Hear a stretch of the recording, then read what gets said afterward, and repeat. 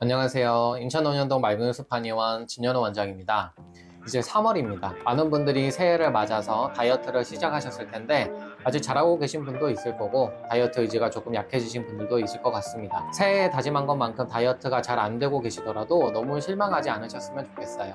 제가 항상 강조드리고 중요하게 생각하는 것이 바로 다이어트를 꾸준하게 계속 할 수 있냐 하는 건데요.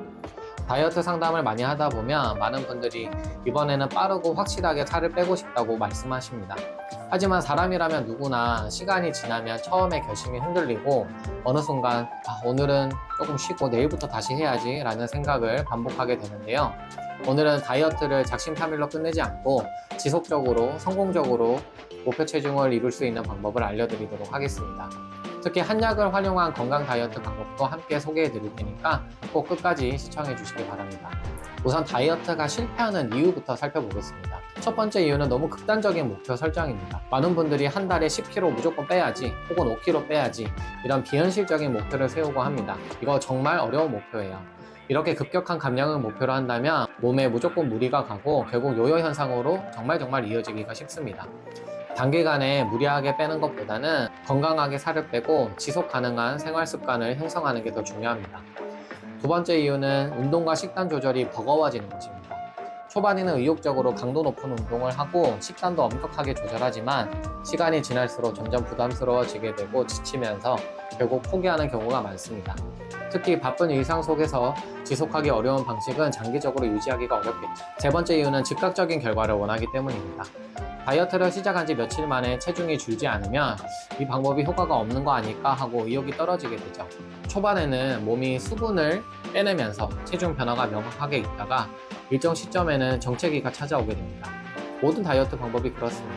하지만 이 시기를 잘 이겨내는 것이 다이어트의 성공 핵심이라고 할 수가 있습니다. 그렇다면 다이어트를 어떻게 하면 끝까지 유지할 수 있을까요?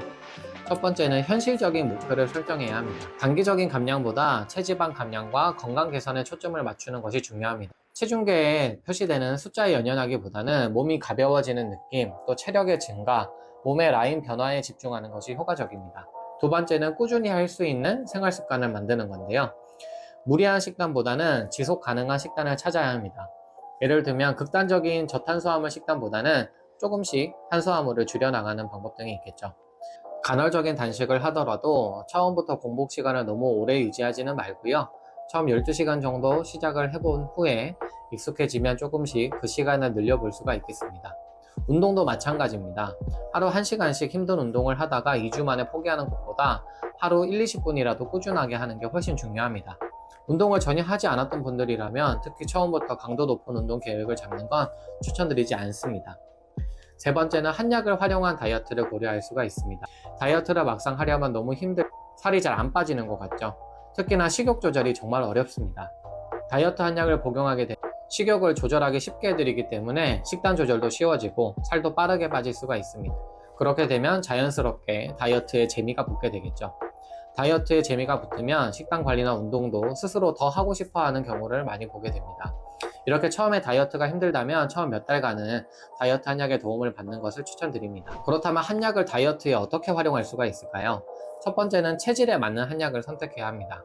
무조건 높은 강도의 한약이 좋은 건 아니에요. 사람마다 맞는 약이 있어요. 이건 키나 체중, 생활습관, 수면, 또 직업, 가족력, 과거력 등의 여러 가지를 함께 보고 결정하게 됩니다. 두 번째로는 한약과 함께 올바른 생활습관을 병행해야 합니다. 한약만 먹고 생활습관을 바꾸지 않으면 효과는 반감될 수밖에 없어요. 한약을 평생 먹을 수는 없기 때문에 한약의 복용을 중단하면 다시 원래 생활습관 때문에 살이 다시 찔 수밖에 없어요. 그래서 한약을 복용하는 동안 한약의 도움으로 생활습관도 교정하고 다이어트에 재미를 붙이는 것이 중요합니다. 인터넷으로 구매한 한약을 임의로 복용하는 것은 추천드리지 않습니다.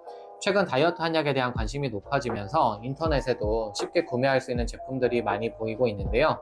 하지만 한약은 개인의 체질과 상태에 맞춰서 처방해야 효과적이고 무분별한 복용은 부작용을 초래할 수도 있기 때문에 조심해 주셔야 될 것 같습니다.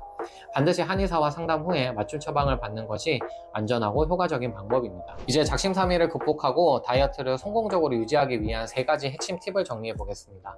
첫 번째, 단기 감량 목표가 아니라 건강한 몸을 만드는 것을 목표로 삼으세요. 두 번째는 한 달 이상 지속할 수 있는 작은 습관부터 실천하세요. 하루 10분이라도 운동하기, 저녁 늦게 폭식하지 않기 등 현실적인 목표를 세우는 것이 중요합니다. 세 번째, 다이어트가 어렵게 느껴진다면 한약과 함께 다이어트의 효과를 극대화시키는 겁니다.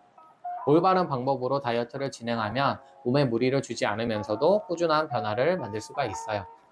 올해 새해에 다이어트를 결심하셨다면 오늘 알려드린 방법을 활용해서 작심삼일을 극복하고 건강하게 목표를 이루셨으면 좋겠습니다. 앞으로도 건강한 다이어트 정보를 전해드리도록 할게요. 감사합니다.